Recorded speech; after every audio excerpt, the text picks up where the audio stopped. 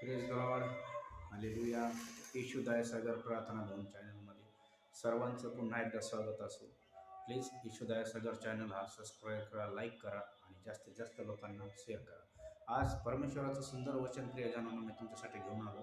परमेश्वराचं वचन आहे स्तोत्रसंहिता 110 मध्ये.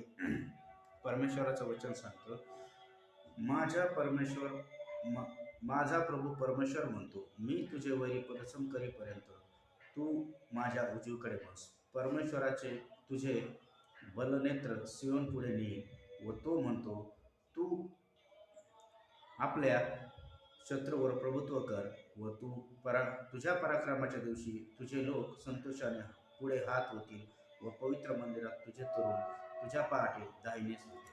परमेश्वराचं वचन सांगतं प्रियजनांनो, तुझे शत्रू मी तुझ्या पदसम करण्यापर्यंत उजवीकडे बस. म्हणजे तुमचा आज शत्रू जो कोणी आपला सैतान हा आपला शत्रू आहे, मनुष्य नाही.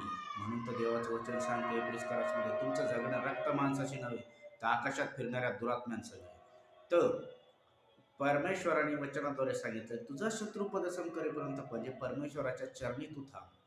परमेश्वर आपली भार टाक, परमेश्वर आपलं चिंतन टाक. कारण की तुमच्या काळाच्या चिंता तुम्ही लोकांना सांगून लोक तुमचे सॉल्व नाही करणार, पण परमेश्वर जरूर करणार. कारण की तो जिवंत देव आहे. कोण कोणासाठी प्राण नाही देत, पण ह्या देवाने येशूने तुमच्यासाठी प्राण दिला. तुमच्यासाठी तो वजस्तंभावर मरण पावला आणि मेल्यानंतर तिसऱ्या दिवशी घेऊन आला. म्हणून तर तो म्हणतो, माग म्हणजे तुम्हाला दिलं आणि शोधा म्हणजे तुम्हासाठी उघडेल. म्हणून तुम्ही त्या परमेश्वराला सगळ्या काळच्या चिंता त्याच्या चरणी टाकायचं. त्याचं वचन सांगतं, तुझ्या सर्व काळच्या चिंता माझ्या चरणी टाक आणि मी तुमच्यासाठी बघ आशीर्वादाचे द्वार खोलतो करेल. तुझ्या सर्व काळच्या चिंता परमेश्वराचं वचन सांगतो तू माझ्या चरणी टाक आणि माझं हलकं झूक आहे परमेश्वराचं वचन वाचणं, प्रार्थना करणं आणि परमेश्वराच्या वचनात राहणं. हे तुम्ही दोन गोष्टी करा. आज तुमचा शत्रू तुमच्या पदसम करेल तो परमेश्वर. कारण की तो ऑलरेडी 2000 वर्षापूर्वी सैतान हारलेला आहे आणि आज तुमच्या सैतानी बंधनं देखील तो तोडणार. आज मी तुमच्या सर्वांसाठी प्रियजनांनो प्रार्थना करतो. सर्वांनी डोळे आता म्हणा, प्रभू येशू माझ्या जीवनात या. आजपासून मी तुम्हाला उद्धारकर्ता प्रभू आणि परमेश्वर म्हणून स्वीकारत आहे. आणि येशू तुम्हाला बसलेल्या प्रत्येक फटक्याच्या ओळाचा अर्थ माझ्या जीवनात स्वीकारत आहे. तुम्हाला उद्धारकर्ता प्रभू आणि परमेश्वर म्हणून स्वीकारत आहे. डोळे जाता मी प्रार्थना करतो. पवित्र देवा ईश्वराच्या ऑनलाईन जेवढे लेकरं बघत आहेत त्या प्रत्येकाला स्पर्श कर माझ्या जिवंत ख्रिस्ता. वचन सांगता येशूला बसलेल्या प्रत्येक फटक्याच्या ओळाचा आरोग्य मिळाला. प्रत्येक फटक्याच्या ओळाचा आरोग्य यांच्या जीवनात मी रिसीव्ह करतो.